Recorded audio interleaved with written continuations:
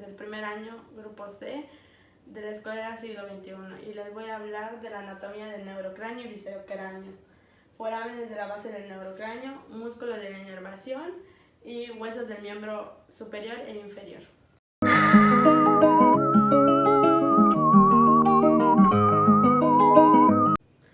El cráneo humano consta de 22 huesos o 29 si contamos las del oído interno y el hueso hioides. Estas están conectadas por articulaciones llamadas suturas. Se dividen en dos partes, el neurocráneo y el viscerocráneo. Su función principal es proteger el órgano principal del ser humano, que es el encéfalo. El encéfalo está protegido mayormente por el neurocráneo, exceptando el foramen magno y otros forámenes de la base del cráneo, que sirven como entradas y salidas de vasos sanguíneos y pares craneales. Y para la base de las estructuras faciales tenemos 8 huesos: el occipital, que es 1, el temporal, que son 2, el parietal son 2, el frontal es 1, el esfenoides es 1 y el etmoides es 1.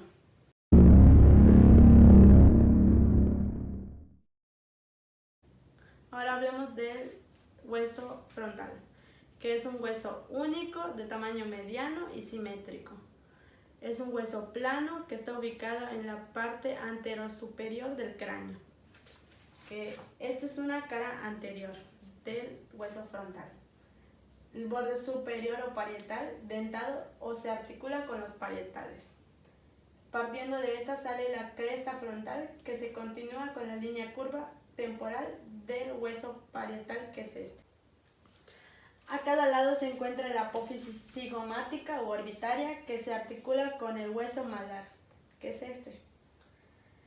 La espina nasal, cara inferior del frontal, que se articula con los huesos propios de la nariz y con la apófisis ascendente de maxilar superior, que es este. El borde inferior formado por arcos cilares y apófisis cigomáticas, que está aquí. Por debajo de las eminencias frontales se encuentran los arcos ciliares, que son de las cejas, que son estos, y en los que se hallan el orificio supraorbitario para el paso de los nervios y vasos supraorbitarios, que son estos huequitos de aquí.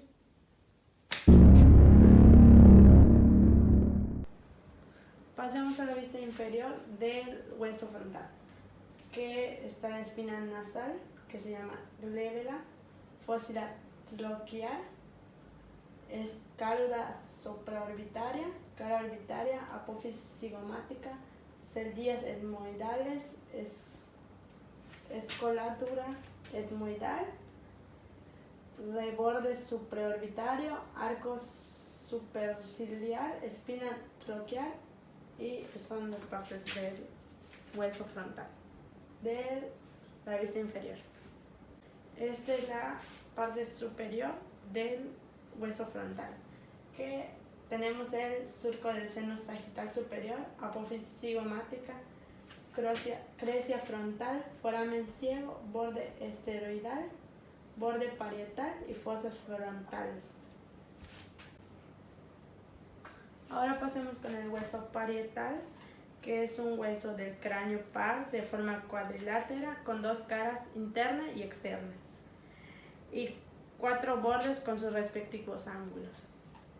Parte anterior se articula con la parte frontal, la parte superior se articula con el hueso parietal, la posterior con el occipital y la parte inferior con el occipital. Ahora pasemos con el hueso occipital, que es un hueso mediano y simétrico. Tiene una cara cóncava hacia adelante y exocranial hacia atrás. Está ubicada en la parte posterior del cráneo. Esta es la cara posterior o exocranial, donde se insertan las apeneurosis epicranial y los músculos.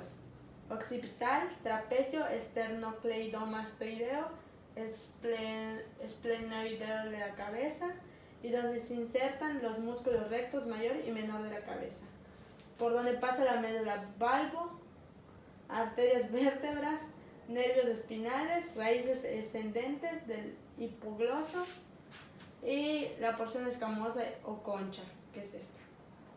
En el centro de la concha se encuentra la protuberancia occipital externa o unión que presta inserción al ligamento cervical posterior. Por debajo de la protuberancia está la cresta occipital, en la que se inserta en el ligamento cervical o posterior triangular nucal, que es esto. A los lados del agujero occipital tenemos el agujero cóndilo posterior que pasa a una vena hemísera. Es este huequito. Cóndilos del occipital que se articulan con las cavidades glenoideas del atlas, que es de aquí. Aquí tenemos la cara anterior endocranial. Fosas occipitales superiores o cerebrales. Estas fosas están limitadas por prestas o canales en la parte media, forman la protuberancia occipital interna. Son estas, en donde se inserta la hoz del cerebro, la tienda del cerebelo, la hoz del cerebelo. Las fosas occipitales inferiores o cerebelosas, que son estas, por delante del agujero occipital está la superficie basilar que se articula con el esfenoide. Este es el canal basilar que se llama clivus para el bulbo y la protuberancia. Aquí tenemos el agujero cóndilo anterior que da paso al nervio hipogloso mayor del nervio craneal 12. Desde la protuberancia se extiende hacia el agujero occipital de la cresta occipital interna, donde se inserta la hoz del cerebelo. Y un canal que separa la fosa cerebral de la fosa cerebelosa, y es el canal lateral donde se aloja el seno lateral. Aquí en todo esto se articula la presión basilar, que se articula con la presión basilar del esfenoides, la fosa cerebelosa, donde se aloja el óvulo cerebeloso, el cóndilo occipital, que se articula con las carías articulares del atlas, y el nervio hipogloso, que es donde se pasa el liniogloso, estilogloso y epigloso. El foramen más importante es el foramen magno, en donde pasan las raíces espinales, el nervio hipogloso, las arterias vertebrales de la mandíbula, el hueso temporal espinal. Y aquí tenemos un ejemplo del foramen magnum, donde pasa la médula espinal y muchos más. Es muy importante por su gran tamaño y porque pasan varios nervios por ahí. Ahora pasemos con el hueso temporal, que son estos, que es un hueso par, está expuesto y está encargado de proteger al órgano de la escucha. Tiene una porción escamosa, un conducto auditivo interno, una apófisis cigomática, la cavidad glenoidea, que es esta, la estiloides, que es este huesito que tenemos aquí, y la porción mastoidea, que es todo esto. Este es el hueso esfenoides, es el hueso más complejo del cuerpo humano, también es conocido como el hueso avispa. Nos sirve también para la base del cráneo y contribuye a la formación del piso de la fosa craneal. Las estructuras de tejido blando como las pares craneales y pares del encéfalo. Aquí tenemos el seno esfenoidal, la cresta esfenoidal, la fisura supraorbitaria, la lámina lateral de la apófisis tiroides,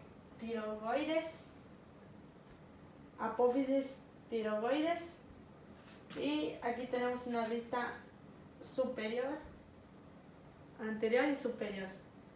Ahora pasamos con el hueso etmoides, que es un hueso poroso y único que contribuye en menor medida con la porción media del neurocráneo. Su principal contribución es con el viscerocráneo, ya que conforma la región facial media del cráneo, colaborando con la formación de la órbita, cavidad nasal, tabique nasal y piso de la fosa. Y aquí tenemos un ejemplo: la lámina perpendicular, la lámina cribosa, la lámina orbitaria, la apófisis cristagali y las celdillas etmoidales. Ahora vamos a hablar de los forámenes de la base del cráneo. Los forámenes del cráneo se suelen considerar en el contexto de los nervios craneales. En esta sección hablaremos de los forámenes que transmiten los nervios craneales, que son unos huequitos. Tenemos a la fisura orbitaria superior, que es acá. Tenemos ahí al foramen redondo mayor, que es un huequito que está aquí. Al agujero oval, que aquí se puede ver, es un huequito igual, en donde van los nervios. El agujero espinoso, que está aquí. El meato acústico interno, que es un huequito que está aquí. El canal hipogloso, que está aquí dentro, no se puede ver, pero ahí está.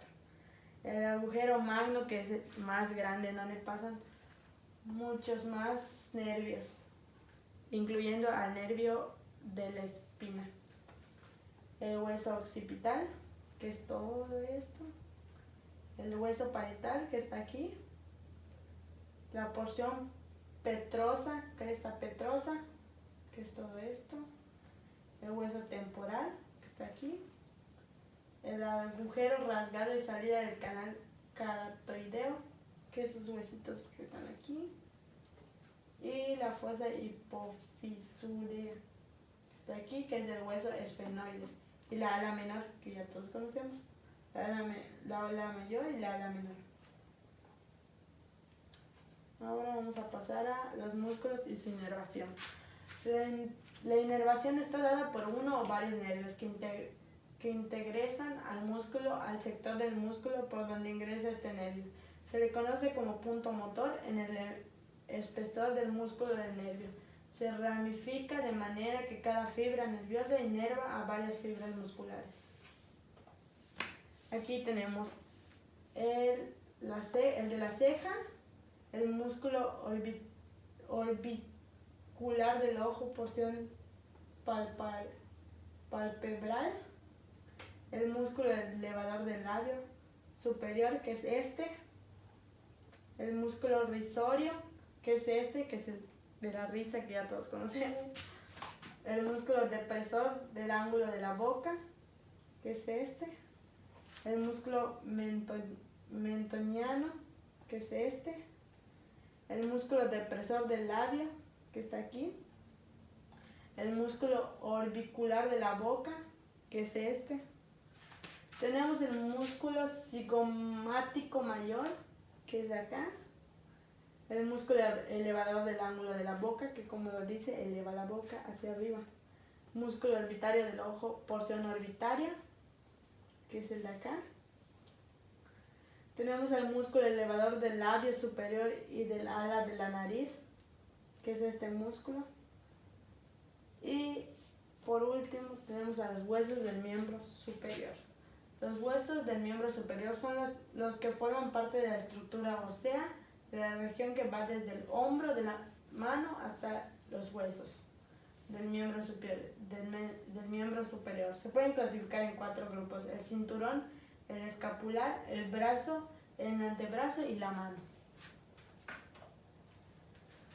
Tenemos la clavícula, el ángulo superior, el acromión, apófisis caracoideas, el tubérculo menor, que es este, el tubérculo mayor, que es este, el cuello quirúrgico, que es este, el canal bicipital, el tuberosidad deltoidea, el húmero, el epicóndilo, la cabeza del radio, la tuberosidad, el ángulo inferior, la escápula, el epitroclea, la troclea, el cóndilo, la línea oblicua anterior.